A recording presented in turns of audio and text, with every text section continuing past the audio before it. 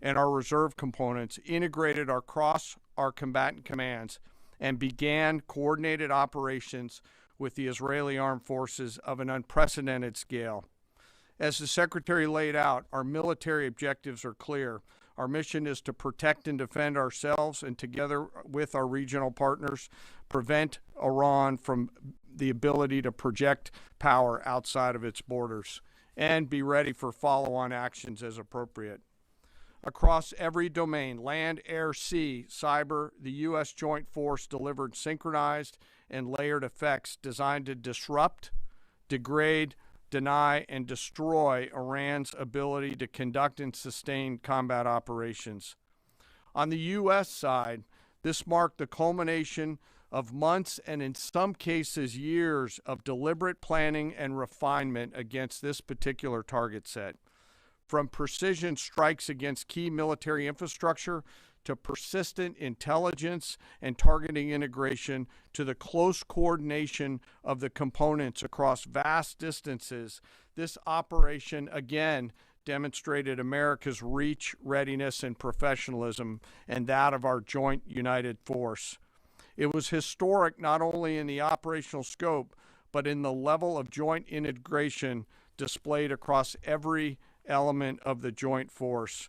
And as I said earlier, this work is just beginning and will continue. So now to talk a little bit about setting the force and setting the theater.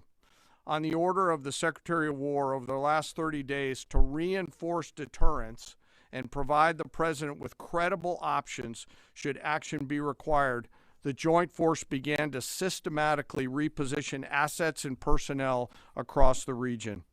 These movements ensured that U.S. forces remained postured, protected, and ready to respond decisively for any emerging threat. This deployment included thousands of service members from all branches, hundreds of advanced fourth and fifth generation fighters, dozens of refueling tankers, the Lincoln and Ford Carrier Strike Group and their embarked air wings, sustained flow of munitions, fuel, supplies, all supported with command and control, intelligence, surveillance, and reconnaissance network. And the flow of forces continues today. In fact, Admiral Cooper will receive additional forces even today. This rapid buildup of forces demonstrated the Joint Forces' ability to adapt and project power at the time and place of our nation's choosing. I want to highlight a couple specific cases for you. The Gerald R. Ford Carrier Strike Group, which many of you know was down in the Western Hemisphere, redeployed across the Atlantic to set the theater. The ship, her crew, their families, and the entire strike group took a deep breath and, as they always do, began planning to conduct combat operations. The integrated Reserve and National Guard forces have continued to demonstrate the value of America's reserve forces, including the Wisconsin Army National Guard operating in Kuwait and Iraq, and Air National Guard units from a variety of states to include Vermont and Virginia. In the case of the Vermont Air National Guard and the 158th Fighter Wing, they were mobilized for Operation Absolute Resolve and then were tasked to take their F-35As across the Atlantic instead of going home to be prepared to support this operation. The same is with our Air National Guard and Air Force Reserve Command tanker and mobility forces, who stepped right out of their civilian jobs to deploy and to protect the region. Lastly, I want to highlight the unsung heroes of warfare, our American logisticians and sustainment force, those who quietly work every day behind the scenes to project and sustain America's combat power. Our leaders from World War II were right when they said professionals do logistics. As regional tensions rose, the Joint Force elevated our force protection measures on the order of the Secretary and repositioned discreetly civilians and non-essential personnel designed to ensure the safety and security of our joint force. By the time operations began, only essential forces remained on our bases and in theater, all ready, capable to respond. So now let me move to H hour. At 3:38 p.m. on Friday, February 27th, the United States Central Command, through the Secretary of War, received the final go order from President Trump. The president directed, and I quote, "Operation Epic Fury is approved. No aborts. Good luck," close quote. In the region, every element of the joint force made their final preparations. Air defense batteries readied themselves, checking their systems to respond to Iranian attacks. Pilots and crews rehearsed their strike packages for the final time. Air crews began loading their final weapons, and two carrier strike groups began to move towards their launching points. Across the globe, our operations centers came alive in Tampa, Florida, here at the Pentagon, and of course forward in the Central Command AOR. As always, operational security was paramount as we sought to maintain and sustain the element of surprise.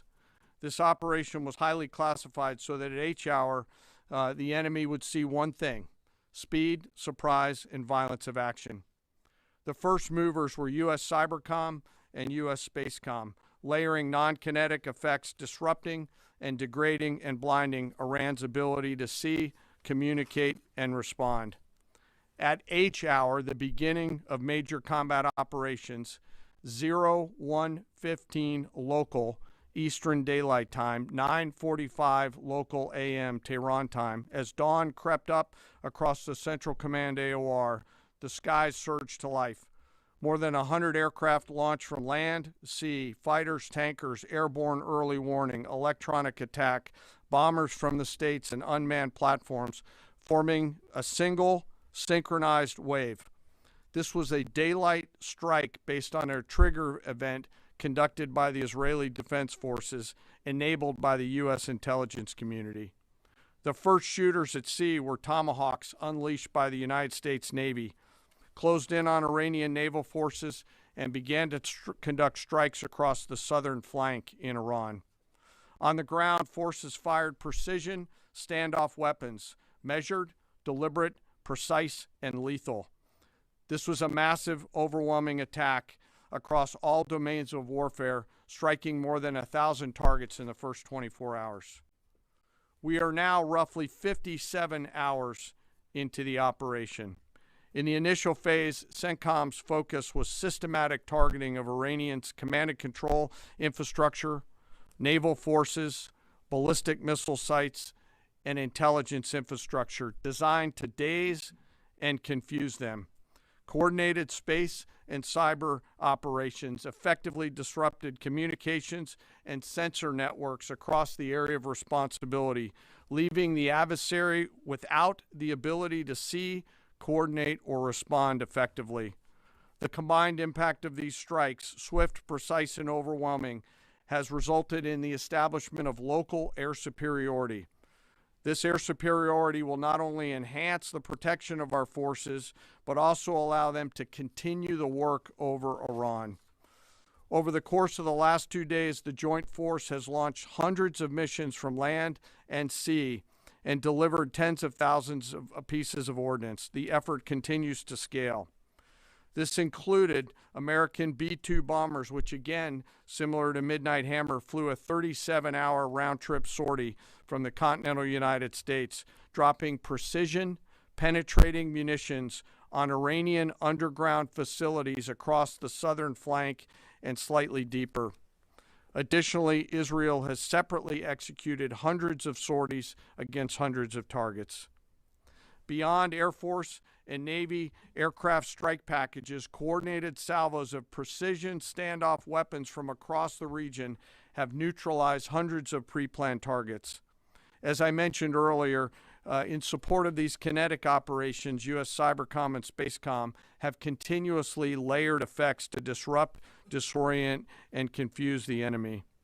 I will note that this operation had several combat firsts, which I'll allow at some point in the future Admiral Cooper to talk about since he owns the AOR. While we've prosecuted a relentless offensive campaign, our defense has been equally important. Across the theater, operations have remained steady and disciplined. Once again, our integrated air and missile defense network is performing exactly as it's intended. U.S. Patriot and THAAD batteries, along with ballistic, missile defense-capable Navy destroyers continue to coordinate and execute intercepts with precision and consistency. I wish that every American could hear the voice communications like I have as these joint operations centers remain calm, focused, and cool while executing under fire over and over again. Collectively, these systems have intercepted hundreds of ballistic missiles targeting U.S. forces, our partners, and regional stability. The threat from one-way attack UAVs has remained persistent. Our systems have proven effective in countering these platforms, engaging targets rapidly. Each intercept represents hundreds of hours of training, readiness, and technology all coming together to work as designed. We will remain vigilant in the counter-UAV fight. And the defense of the region is not ours alone. As the threat grew, our partners surged in beside us. Air defense batteries in Qatar, the UAE, Kuwait, Jordan, and Saudi Arabia joined the fight, proof positive that years of training, trust, and hard-earned integration pay off. I am aware of the loss of 3 U.S. Air Force F-15Es overnight in the region. I am grateful for the safety of the crews, and we know that this was not from hostile enemy fire. As this matter is under investigation, I'll not comment further on this. Let me close. Operations will remain active across the theater and across the globe. The U.S. forces are postured not only to maintain pressure, but to respond and adapt as required. Operation Epic Fury stands as a reminder of what the United States military uniquely delivers: the ability to project power on a global scale with speed, surprise, precision, and overwhelming force when and where our nation requires it. What we've demonstrated over the past several days reflects years of investment in readiness, joint integration, and professionalism of the joint force. As major combat operations continue across CENTCOM, we remain engaged globally. America's joint force retains the credibility, capacity, and flexibility to respond to any contingency anywhere in the world at any time. To those who would test our resolve or threaten the United States, our allies, or our interests, understand clearly we can reach you, we can sustain the fight, and we can scale the fight, and we will prevail. To the American people, your joint force remains steady, frosty, calm, and focused. Your service members are trained, disciplined, and determined. We understand the risks of this mission and the weight of the responsibility that we carry. We also recognize that our families also shoulder the burden at home. You are a part of this too. I am proud today, as I am every day, to stand as a member of America's joint force. There is no mission too complex, no distance too great, and no adversary too determined for the men and women who wear our nation's uniform. We mourn our fallen, we honor their families, and we continue our mission with focus, unity, and strength. And now I'm happy to take any questions. Thank you, Mr. Chairman. Right here. Go ahead. Thank you for your time. What percentage of Iranian long-strike capabilities are still in the fight, and what is our exit strategy here, and when will it be deployed? Well, they have long-range strike capabilities, which we are hyper-focused on. The brief we got just this morning, Admiral Cooper knows exactly and precisely what kind of threat matrix he's looking at, the way they might change their techniques, and how we adapt to that. So we're making sure the theater commander has absolutely everything he needs. I mean, one of the things the chairman mentioned is for months and months, even before we built up, we ensured that we had maximum defensive capabilities in theater to allow the president the decision space in the future. So even before this build-up in the last 30 days, we discreetly brought defensive assets in to make sure, understanding that there are Iranian capabilities. As far as time frame, I would never hang a time frame from our perspective. The commander-in-chief sets the op tempo and terms of this fight. As I said, it's on his terms. And we'll make sure that Admiral Cooper and his team have everything they need, not just to defend. I mean, the best defense is good offense. And so we're aggressively pushing into that airspace over that southern flank to ensure that we control it and we destroy anything that moves that would attempt to shoot us. Think of it as shooting the archer instead of the arrows. That's where we want to be. And we have the kind of exquisite intelligence to get over the top, find that and destroy it. It won't happen overnight. This is a big battle space with a lot of capabilities. That's part of the reason why it's such a threat to us. That's why I talk about conventional umbrella to blackmail nuclear ambitions. They were building up this conventional arsenal in order to ensure that no one would ever block them from their ability to get nuclear weapons. So we're very clear-eyed about the nature of this Iranian threat, and we're going to get after it. I don't know if you have anything to add to that, Mr. Chairman. Thank you for the question. The only thing I'll add is that unlike an operation, a single operation like Midnight Hammer or Absolute Resolve, it'll take some time for us to conduct battle damage assessment, and the targeting cycle that CENTCOM will run will take those things into effect. Admiral Cooper will adjust his plan and fires accordingly to ensure that we're attriting that. He's focused on long-range strike capability coming out of the enemy, and that's a key and essential part of it. Of the capabilities that still exist from the enemy front? Yeah, that's what I mean when I say we're still doing BDA. Normally we'd be able to see a singular thing and we'd assess pretty quickly. He's doing offense and assessment simultaneously, so it'll take longer for us to assess than it would in a single operation. Secretary Hegseth, thank you. Reagan Reese with the Daily Caller. Two questions for you. The president said yesterday in his video message that we will leave Iran when we complete all of our objectives. What are our objectives, and can you share more information on how the soldiers who were killed were killed? Well, I laid out the objectives, as did the chairman. They're completely nested. I mean, Iran has an ability to project power against us and our allies in ways that we can't tolerate. So whether that's ballistic missiles and drones, so offensive capabilities, effectively their navy, which would attempt to set other terms and impose different costs, drone capabilities, which we laid out there, and ultimately, though, this tying it back to Midnight Hammer, the president has been willing to make a deal. You can't have a nuclear bomb. Radical Islamists can't have a nuclear bomb that they wield against the world. He gave them every single opportunity. Then we precisely took it away. And even then, after that, they didn't have that. They didn't come to the table with a willingness to give it away. So ultimately, those nuclear ambitions, which never ceased, are something that had to be addressed as well. So that's a discrete sense of what's being addressed here to ensure that they can't use that conventional umbrella to continue a pursuit of nuclear ambitions. And then as it pertains to the U.S. casualties, that particular incident was, you have air defenses and the lot's coming in and you hit most of it, and we absolutely do. We have incredible air defenders. Every once in a while you might have one, unfortunately we call it a squirter, that makes its way through, and in that particular case it happened to hit a tactical operations center that was fortified, but these are powerful weapons.